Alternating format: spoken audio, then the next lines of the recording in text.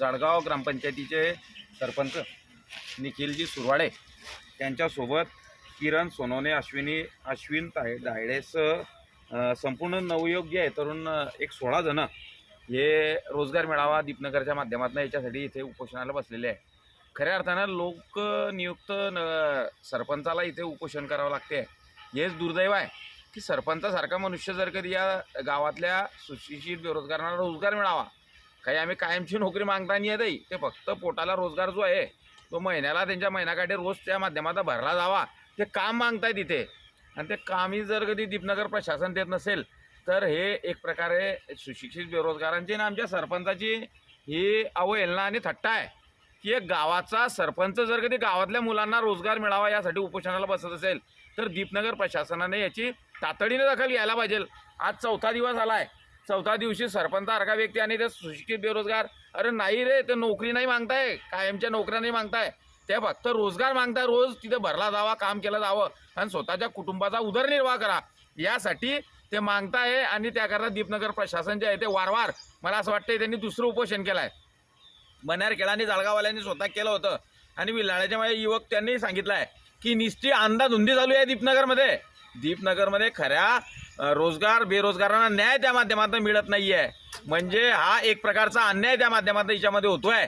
माजी सभापती आदरणीय राजेंद्रजी चौधरी साहेब आणि आम्ही इथे आले, भेट दिली आणि मी दुपारीच माननीय या राज्याचे जलसंपदा मंत्री तथा राज्याचे मुख्यमंत्री देवेंद्रजी फडणवीस साहेब यांचे सर्वात विश्वासू मंत्री आदरणीय गिरीश महाजन साहेबांशी हा विषय मी सांगितला आणि गिरीश महाजन साहेबांनी सुद्धा तातडीनं मुख्य अभियंता एसीशी माझ्याच मोबाईलवर बोलून या सरपंच आणि या तरुणाला न्याय द्या अशा प्रकारच्या सूचना आदरणीय महाजन साहेबांनी त्यांना दिल्या आहे।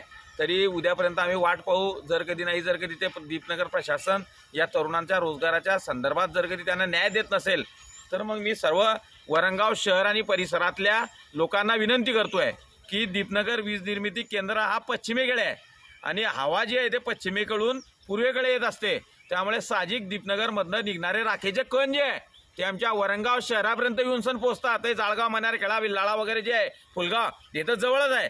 म्हणजे हे राखेचे कण जर कधी आपल्या अन्नात जर कधी मिसळत असेल आणि उद्या जर कधी आपल्या या परिसरातल्या लोकांना मोठ्या आजाराला जर कधी सामोरे जात असेल, दीपनगर प्रशासन त्याच्यावर उपाययोजना करत नसेल, या नागरिकांच्या जीवाच्या आरोग्याशी खेळत असेल तर हा जो प्रकार आहे तो आता आम्ही त्या माध्यमातून इथे सहन करणार नाही आहे। का नुसतं तुम्ही आम्हाला रोजगार मागता हो, ठेके बी मागता नाही आहे, ते रोजगार तुम्ही द्यायला पाहिजे ना।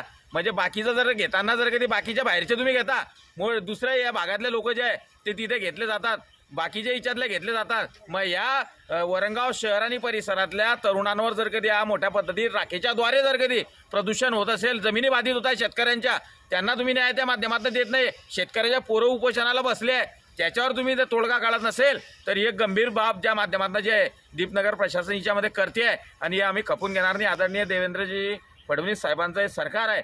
मी आदरणीय देवेंद्रजी फडणवीस साहेबांना सुद्धा मेल करेल, त्यांना सुद्धा पाठवेल की अशी अवस्था जर कधी स्थानिक प्रशासन जर कधी करत असेल दीपनगर निर्मिती केंद्र पाहणं तरी ठेके कोणकोणाचे चालू आहे, मग असेच जर कधी एकच सर्व व्यक्तीला जर कधी आपण देता आले, या लोकांना काम द्या, फक्त रोजगार मागताय, ते ठेका बी मागता नाही येणार हो, फक्त रोजगार द्या, त्यांना काम द्या, तिथे हाताला काम द्या, एवढंच ते मागताय। त्याकरता दीपनगर प्रशासन या तरुणांच्या वरणगाव शहर आणि परिसरातल्या हे परिसर जे आहे, हे गाव जे आहे, खेडेपाडे म्हणजे प्रदूषण आम्ही सहन करायचं आणि यांना काम सुद्धा द्यायचं नाही। यासाठी मी या परिसरातल्या सर्व लोकांना विनंती करणार आहे की हा अन्याय तुम्ही सहन करून घेऊ नका, या अन्यायाच्या विरुद्ध तुम्ही पेटून उठा। या लोकांच्या, या सरपंच, ग्रामपंचायत सदस्यांच्या मागे आपण त्या माध्यमातून उभं राहावं। आम्ही सदैव यांच्या उपोषणाला पाठिंबा देतोय। मला आशा आहे आदरणीय गिरीश भाऊ सी साहेबांशी बोलले, देवेंद्र भाऊंशी सुद्धा मी वास्तव्य जे आहे ते त्या माध्यमातून याच्यामध्ये मांडू आणि सांगू की आपण जे सकारात्मकरित्या या राज्याच्या हिताचे निर्णय घेतात त्याच्यामध्ये सुद्धा स्थानिक प्रदूषण बाधित परिसरातील तरुणांना त्या माध्यमातून काम दिलं पाहिजे। पण मला माहिती आहे ते निगरगट्ट प्रशासन आहे, ते हिच्यावर त्या माध्यमातून काही करू शकणार नाही। लोकांना मी एवढंच म्हणेल की रस्त्यावर उतरल्यानंतर त्यांना ज्यावेळेस आपण वेठीस धरू त्यावेळेस तिचे मार्ग निघेल। मी सरपंचांना विनंती करतो, तरुणांना विनंती करतो की जीवाला काही जाळू नका, आपण राजू भाऊ आहे, आम्ही आहे, सर्व तुमच्या याच्यासाठी लढा लढू आणि त्या माध्यमातून लढा आपण त्या माध्यमातून पुढे नेऊ, त्यासाठी आपण उपोषण थांबवावं अशा प्रकारची तुम्हाला हातजोडी विनंती करतो। कारण की शेवटी तुम्ही तरुण आहे, या याच्यामध्ये आपण त्या माध्यमातून आपलं आरोग्यसुद्धा पहा, 4 दिवस झाले डॉक्टर्स ताई इथे आले आणि त्यांची प्रकृतीसुद्धा अत्यंत खालावलेली आहे.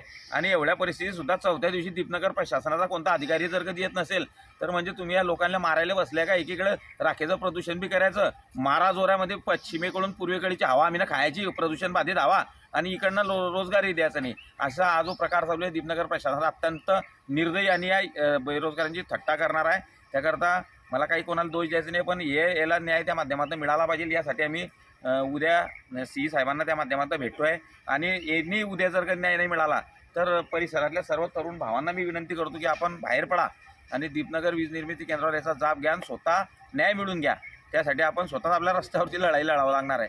त्यासाठी सर्वांना मी विनंती करतो की याच्यात उपोषणाला आपण सहभागी व्हा, पाठिंबा द्या. आणि तरुणांच्या हक्कासाठी आम्ही सदैव जे आहे, आणि आमच्यावर केसेस झालेले दीपनगरवर हो, आम्ही रोजगार मागायला गेले तर आमच्यावर केसेस भरल्या गेल्या तिथे.